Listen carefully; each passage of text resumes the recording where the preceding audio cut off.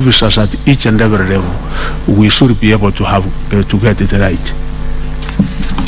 Senator Aron Cheriot. Thank you, Mr. Speaker. My question is actually similar to what the Honorable Said Chute has asked.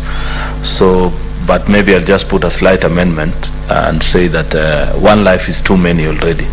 When you lose a school child, even if it's just one, it's too many, and should gather the collective rage of the Ministry of Education and all those responsible.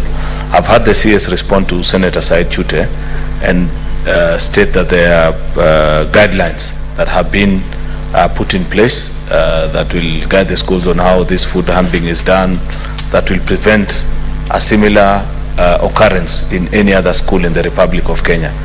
The only thing that wasn't clear from the answer of response of the CS, which I want him to clarify to this House, Mr. Speaker, is if these guidelines were already in place at the time of the incident in Mukumu, what caused the breach then if we already had the guidelines? And finally, if there have been now further amendments to these guidelines so as to fully seal all the loopholes so that we don't lose any other Kenyan child in school because of the kind of situation that happened in Mukumu.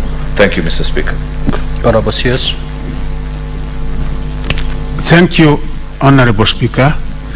I think one area that we must admit that we have had a problem, and the Honorable Member also said about a director somewhere, is on enforcement.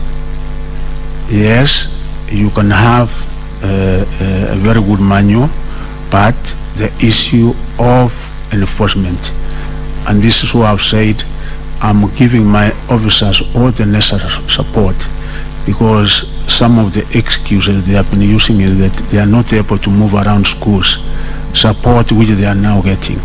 And one of the other things we have done in the performance contracting of our officers, among others, the major thing is now on this, that we are not going to follow just the routine issue that we have been following some of them.